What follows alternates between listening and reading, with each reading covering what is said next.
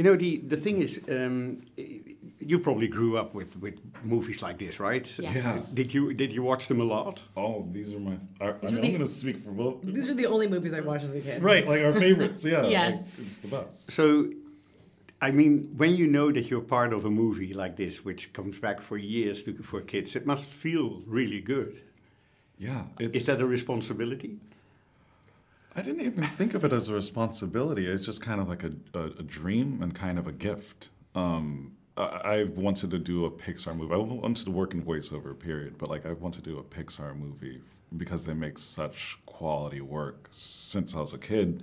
And having the chance to do this for the first time has been really a dream. And they've made it like a dream throughout the entire process. Mm-hmm. I mean, I think when I'm reminded it's a responsibility, yes, it is a responsibility. But because it's Pixar, and just echoing what Mamoudou said, like, they really have made it a dream. And this is something that, especially because these movies have meant so much to me as a kid, to be able to portray this kind of story as well.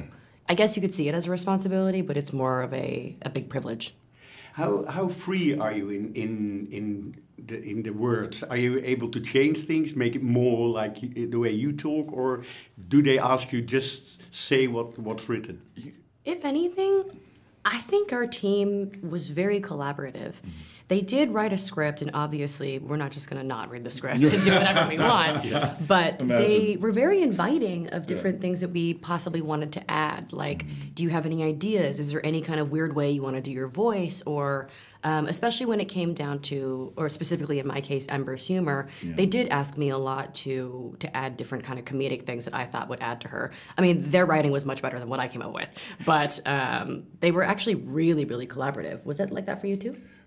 Well, because it's so rare to like get text like this, like original text, like I was like, man, I really don't want to say much else but what's on the page. There were some ideas that I had, like in terms of a characterization. Like I remember, like there was a part where we were like with the scene with the hot coals. And I want to like sniff a little bit like a golden retriever about like, you know, it didn't make the movie. Didn't make the cut. Didn't make the cut. But they gave us like license to try those kinds of things and anything else, I guess. So, because you know, it sounds so natural. It sounds really natural. So I think it's really good writing and good acting too, right? Because good writing leads to good acting, I think. So I'm really grateful to them. Yeah. And them allowing us to add stuff too, like baseline, good writing. And then they say, hey, what's your take on this? Then you add your take. And then the good writers come back and they add more to that. So it's like in the end, you have a completely different product, but it was all on the basis of their good writing. Probably you get to know each other better during this kind of trips. Yeah. Because it is a very isolated situation. Yeah, it's crazy. You're on your own and with the director and you have to do it, right? So that seems hard to a certain degree. You know what? It wasn't. But it wasn't though, and also Pete is also a voiceover actor, so he'd like act. He acted out the other characters. He would actually. It's interesting because in my case, he would have me do a pass of the scene, and then if I just wasn't getting it, then he would chime in and be like, "Okay, I'm going to read it with you."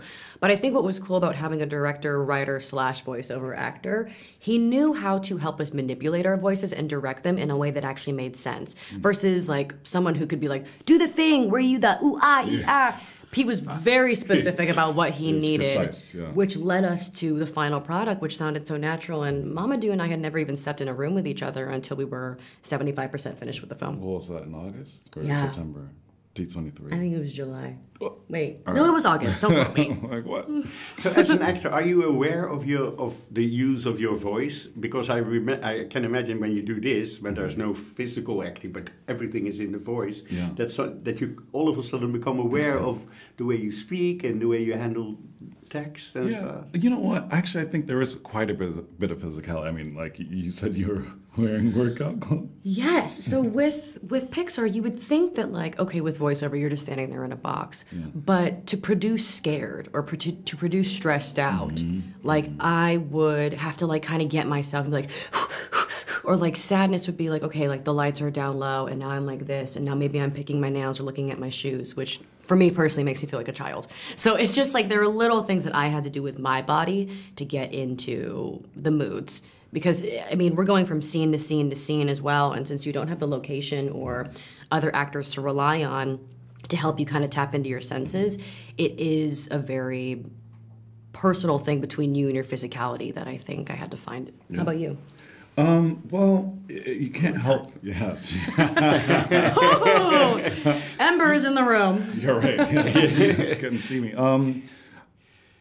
Well, it starts with the breath, but yeah, you can't help but to physicalize some of this stuff, especially when you're in moments of duress or like, you know, really trying to like connect with someone. You just kind of want to do the thing. But of course you have a microphone and you can't obstruct it and you can't get away from it too far. So there's limitations in that. Outside of that, for me, it was like a lot of breath work and a lot of just like, okay, what do I want? What am I after? And really focusing on that and doing a take. And then saying, get more specific. What are you really getting there? You know, and again, the writing really took care of me.